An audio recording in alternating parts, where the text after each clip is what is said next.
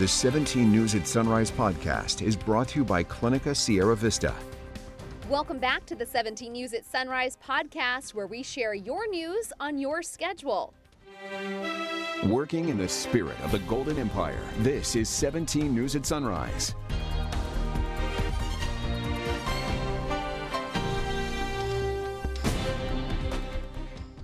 And good morning, everyone. Thanks for waking up with us on this finally Friday. I'm Maddie Jansen. And I'm Tolly Anderson, in today for Alex Fisher. And we will talk about the moisture-packed atmospheric river we've been talking about all week long. It has arrived here in Kern County. The storm will dump a rain of massive snowpack, likely cause snow melt that could trigger even flooding, and officials are not taking any chances. Kern County Fire Department yesterday afternoon issued an evacuation warning for residents in River Kern and low-lying areas of Kernville. Residents are advised to be prepared to leave at a moment's notice if necessary. People who require more time to evacuate and people with pets or livestock should leave immediately. But fire officials say it's not just these areas that are prone to flooding, so we all need to be prepared. We have historically seen that Kern County, throughout Kern County, has potential to be impacted by flood waters, whether that's in the Caliente Creek area, or that's other areas of the valley floor like Arvin, Lamont. Now we have all of the snow melt that's potential for areas like Pine Mountain Club. So yes, an evacuation warning was issued for areas of Kernville today, but there's potential to have impacts, significant impacts all throughout Kern County.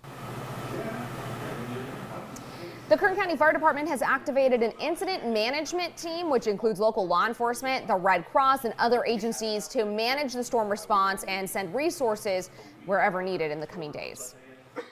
The Kern County Fire Department has activated an incident management, and the Red Cross has set up an evacuation shelter for residents in the Kern River Valley. It's at Lake Isabella Senior Center, and Animal Services is also there helping with companion animals that they brought in. We spoke with one Kernville resident who says she's been in major flooding before and came here to stay safe. Yes, I was through one. It came within a foot of my park. I live in the mobile home park, and it came within a foot of the edge of our park. That was several years ago. And we accept everybody that's evacuated. Bring your own pillow. Okay, we can't provide pillows. We do have blankets. We do have cots. We will provide food. We will provide anything that's necessary, including medicines and that sort of thing. If they fail to bring them, we will have a nursing staff available. Captain Freeborn says one of the easiest ways to be ready for potential flooding and other disasters is to sign up for alerts from Kern County Emergency Services. Just go to readykern.com. Up in Pine Mountain Club, the folks up there in the west of Fraser Park area, they're hoping for the best and preparing for all possibilities. This area received over 5 feet of snow in the last 2 weeks. The elevation is about 5,500 feet, so it's possible the snow melt won't be as rapid as in lower elevations, but still folks who live in that quiet mountain enclave are not taking any chances. The snowstorm was really fun and magical at first. It was like, wow, snow. But then it turned into a disaster pretty quickly. It kind of just kept coming and kept coming. At some point, we had 3 feet of snow just surrounding us.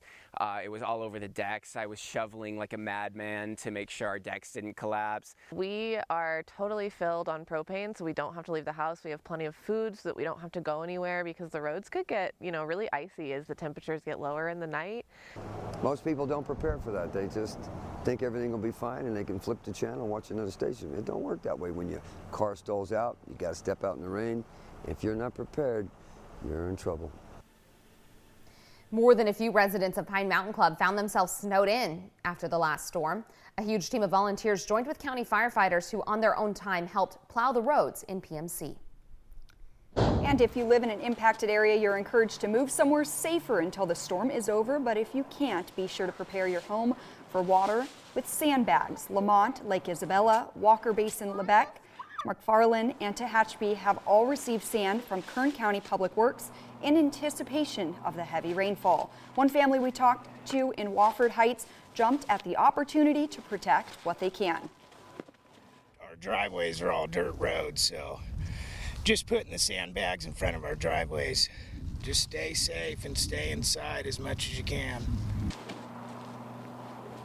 We have the Full list of sandbag locations on our website, kget.com.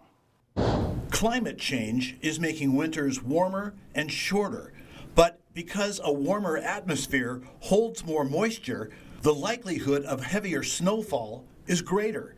That's precisely what we saw last week, and it's precisely what we can expect over the next 3 or 4 days. They're still digging out at higher elevations of San Bernardino County and right here in Kern County, including the Kern River Valley and at Pine Mountain Club. Oh my God. But whether you're in low-lying Lamont or frigid Fraser Park, you're almost certain to be affected in one way or another. Whether it's driving through flooded streets, definitely not advised, or losing your car completely under a blanket of snow. According to the American Red Cross, you should assemble an emergency preparedness kit. In every car, enough water and food to sustain you for 3 days. Have blankets in your car. Have a phone charger. That's really important because you don't want to keep running your car battery to charge your phone. In my personal bag, I do keep a whistle, because if the house collapses or you're even in a car and people are searching for you, the whistle will help alert people. Create a household evacuation plan that includes your pets. Make sure each family member knows how to get back in touch if you're separated. Make sure your vehicle is gassed up and your cell phone is fully charged. If you're in a flood zone, and flash floods can occur even at higher elevations, consider having sandbags at the ready. You can buy the bags at hardware and home improvement stores, and sand to fill them is free at dozens of locations around the county. Google Kern County sand locations for the complete and lengthy list, or visit kget.com. What else? Never use a generator, grill, camp stove, or other gasoline, propane, natural gas, or charcoal burning device indoors. Try to check on neighbors who may need special help, including older adults. And monitor the news so you have the latest information on what may be coming.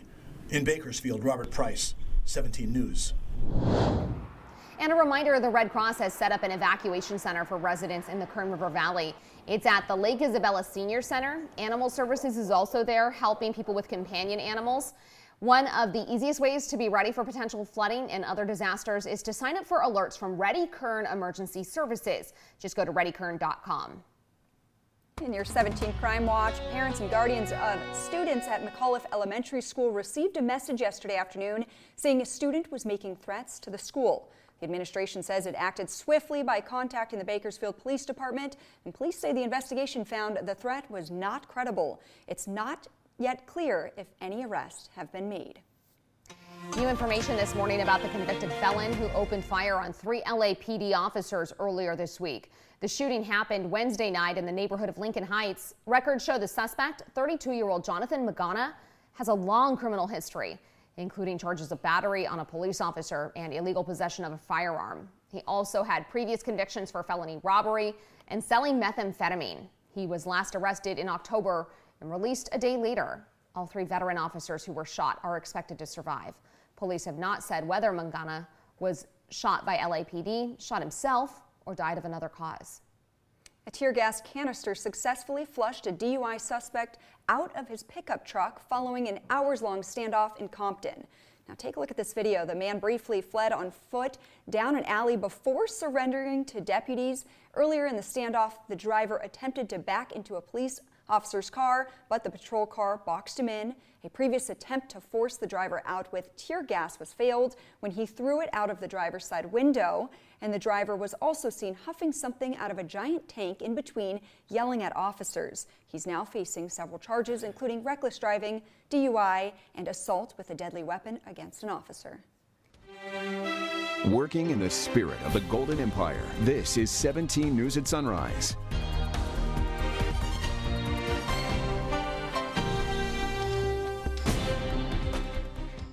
The 17 News at Sunrise podcast is a production of KGET and Nexstar Media Group.